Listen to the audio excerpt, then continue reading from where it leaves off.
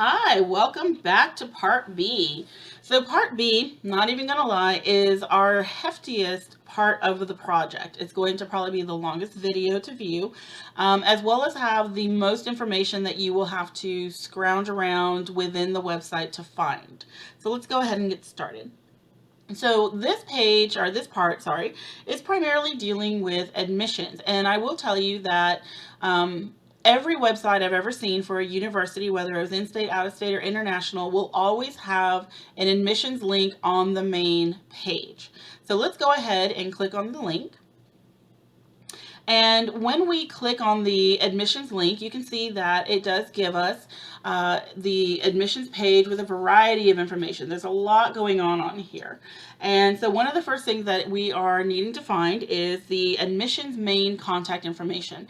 Now, before we get started with that, I do want to point out that it does say here that they have gone virtual. There is an email address as well as some COVID-19 info and updates. Normally, I understand sometimes we ignore those kind of things, but in this situation, with, of course, so many admissions policies changing as a result of COVID-19, I do recommend that you take a look at the info and updates, even if it's not for your project and just for your own personal info, to see if any of the updates applies to you as a possible future student. The admissions page will sometimes have the contact info at the top, in the middle, or in this case, it is here all the way at the bottom. And you can see that we have an address as well as an email address since they are doing everything remotely. So the next thing that we are going to want to look at is how do we apply?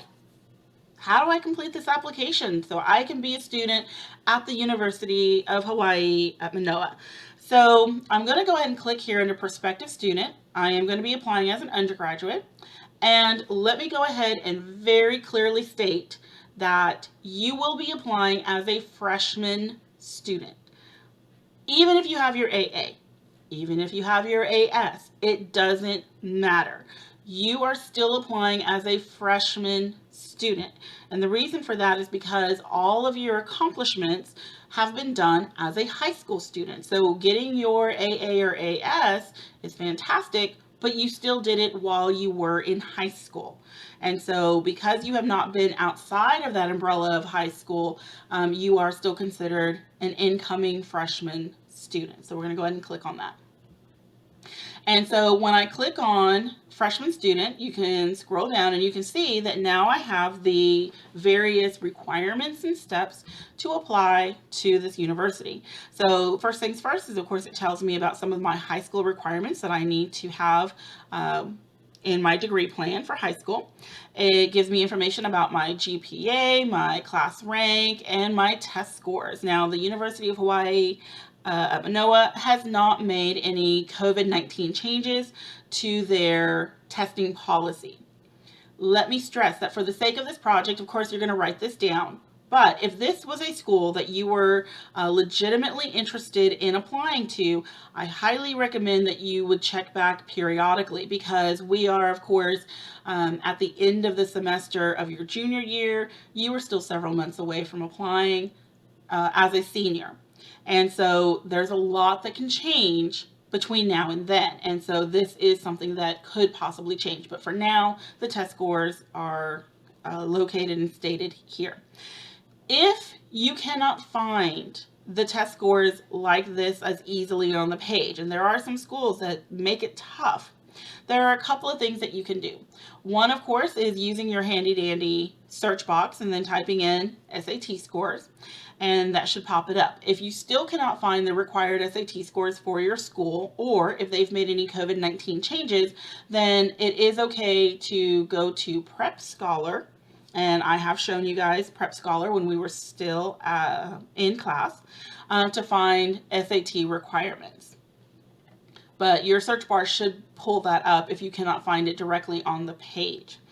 If I scroll down, you can see that it gives me additional information for my application checklist. So I need to complete the application. Now, for the University of Hawaii, they actually have their own application.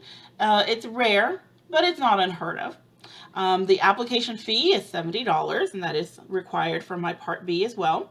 I need to send in my official high school transcripts. That will be done electronically through Naviance. And then I need to send my official test scores, and that of course goes through College Board.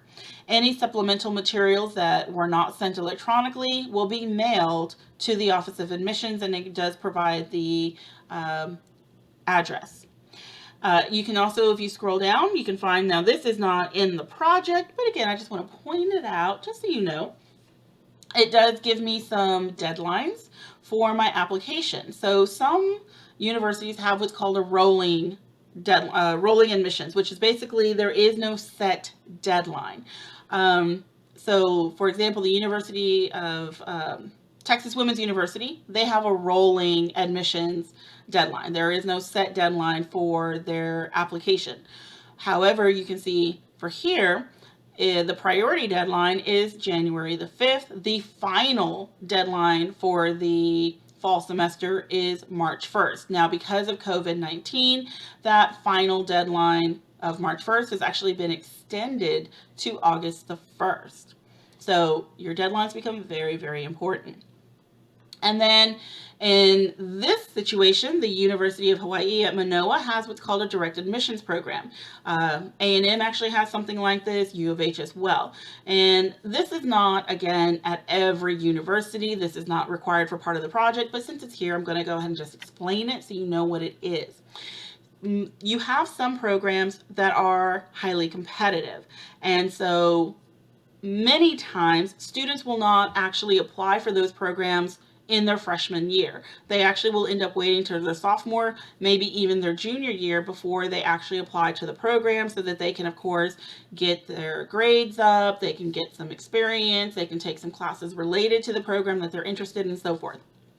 However, if a student, as you can see here, is high achieving, highly motivated, maybe they've already taken some specialty courses or they've already done some work related to the program that they're interested in, then they can apply directly to that program without having to wait.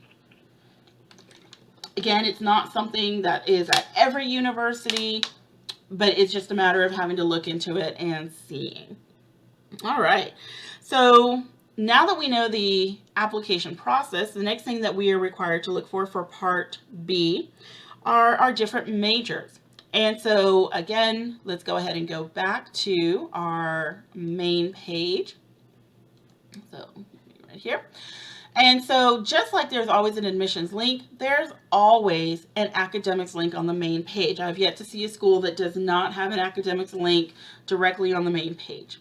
So when I hover over there, you can actually see where it says major, minors, and certificates. That's exactly what I'm needing. So when I click on that, it gives me an entire list of majors as well as, and this is required in the project, what school the major belongs to and what degrees are offered in that major. And the reason I say degrees is because some majors just have one type of degree. So for example, accounting, it's in the College of Business and they have a Bachelor's of Business Administration. However, if I scroll down, you can see that art is in the College of Arts and Sciences, but they have two different kinds of degrees that I can earn depending on what my focus is. I can either do a Bachelor of Arts or I can do a Bachelor of Fine Arts.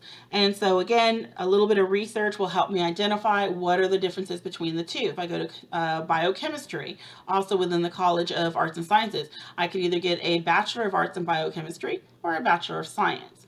So there's my major, there's the college that it belongs to, and then the different types of degree that are offered for that major. So for your project, you will just identify 10 of those, and they can be whatever 10 you want. Now, the next thing that you need to have for your project is a sample degree plan. I'm not even going to lie to you. This is probably, for some of you, going to be the most frustrating part about this entire project. And that is because there is no consistency whatsoever with how a university lists their degree plan. Sometimes it is in the catalog. Sometimes it is within that department's website. Sometimes you get lucky and there's just a link, bam, that leads you right there, degree plan. Other times you have to really kind of dig for them. So I actually did a little bit of recon ahead of time. So let's go ahead and work with accounting so that I can show you some various ways to find the accounting degree plan. So the first thing that I'm going to do is I'm going to go ahead and click on accounting, and it will take me to the accounting page for the catalog. And so we can just kind of take a quick scroll. We can see it gives me a little bit of information about the program, the mission, some of the careers, some information about the BBA in accounting, if I wanted to do a graduate program in accounting, and so forth. But here's my first aha clue for information on bachelor degree program sheet. So they don't actually call their degree plans, they call them degree programs. That is useful to know so that I can research the degree plan. So if I click on this, then you can see that it actually gives me the program and sample 4-year academic plans for all of the majors. Well, that is just super duper useful. But let's say that I missed that. It's kind of buried in there. But I do see that it does give me an accounting website. So I go ahead and click on that. And so this takes me to the College of Business page. It gives me information about the accounting program. If I scroll down, it gives me more information. It also gives me something very important. Now, this is not the degree plan. I have seen a number of students who have come across information like this, and they will screenshot this and say, here is the degree plan. Guys, this is not a 4-year program with just these few classes listed. Okay, what this is doing is this is just giving me additional info, letting me know that if I want to major in accounting, I will be required to take these courses, and I will have to get a C or better in these courses. Otherwise, I do not get an accounting degree. So that's what that is. And then, of course, if I scroll down, it gives me more information. And there's that bachelor degree program sheet again. So again, I can click on that, and that will open up that page that shows me my bachelor degree program. Again, they don't call it a degree plan, they call them a program sheet, but tomato, tomato, it's still the same thing. So when I scroll down, so let me look for accounting, you can see it's all my majors. So there's accounting. So when I click on program sheet, it's going to have me download this. And this is what the program requirements are. So in order to get a degree in accounting, it's 120 hours, and it has the full breakdown of all of the classes that I am required to take in order to earn my accounting degree. It gives me my general education requirements. These are those English 1 classes, English 2, history, math, the generic, general math and so forth, and my general sciences. And then, of course, then it gives me my specialized classes for my degree plan. You'll notice that there was another one that said plan template. This is not unusual. Many of you will find this when you are looking for your degree plan. I will accept this. And what this is it is a sample 4-year plan. Basically, if you were to attend school for 4 years to get an accounting degree, this is saying, hey, here's how you could split your 4 years, fall, spring, fall, spring, fall, spring. This is not carved in stone. This is just a recommendation. By the way, because many of you have courses that you have taken at Lone Star, you will notice that some of these courses you may end up being able to have waived because you've already taken them. So again, that just depends, and that goes with meeting your advisor and talking about that, and we're going to get to that here next. All right, so let's go ahead and go back. So we have found our degree plan. We can screenshot our images to include in our project. All right, so let's close some of this stuff out. So let's say, however, hypothetically, that I still am having trouble. I cannot find my degree plan because, like I said, some of this stuff is buried. Then what I can do is go to my handy dandy search bar and I can put sample accounting degree plan. And so when I go to my handy dandy search bar, you can see at the very, very top search is the link to the program sheets. And so, and by the way, for your project, you need to have a sample of a BS, so something that is a BS, and then something that is a BA. And again, I can just pick any one of these. I can just pick, creative media, and then pick one of these to screenshot and include in my project. All right. So now, the next thing that I need to find for my Part B admissions page is advising. So you can see here that when I go to academics, I can go to academic advising. If I am having trouble, then of course I can use my handy dandy search bar and just type in advising. But since it's here, I'm going to go ahead and click on that. And when I do, it's going to give me information about advising. So here's information about just finding my academic advisor. So now, why is this important? Well, so let's go ahead and go to our business, because I'm an accounting major. And so I click on accounting. And so it's going to take me, of course, to this page and give me information about how does advising work. So the first thing it does is it gives me information about just general advising. So the Office of Student Academic Services, that is just general advising. That is the advisor that you will come across when you first apply. They have information to give you about classes that you can take. They give you information about any testing that you may need to do, etc. But there is also what's called your academic advisor. And just like we talked about how you have these colleges and or schools, depending on how your university names them, they will have their own specialty advisor. That is the person that you really want to get to know well. Because while the general advisor can help you out with picking some general courses and answering some general questions, your academic advisor for your program, they are the ones that can give you the heads up of any opportunities such as research, financial aid, classes that are maybe brand new that are opening up. If there is a class that is full, the academic advisor is someone that can actually put you into a full class. They can put you in contact with a professor. So getting to know your academic advisor for your particular major is absolutely something that you want to try to cultivate. They are not a person you want to make angry. They are the person you want to be their friend. So when I click on advising, you can see that it gives me information about the generic advising. But when I click on pre-business student, because here I am, I want to be an accounting student, here's where it gives me information about how to make an appointment with my academic advisor. And so this is where we are going to talk about me getting my diploma in accounting. This advisor will know all about the classes, the professors, the program, what is the best course of action for me. If I'm interested in working and going to school, they can help me with trying to find that balance because they'll know what the classes are like. Whereas a general advisor, they may not have that kind of nitty-gritty information. All right. So then the next thing, the last thing that we need for our Part B is the online portal.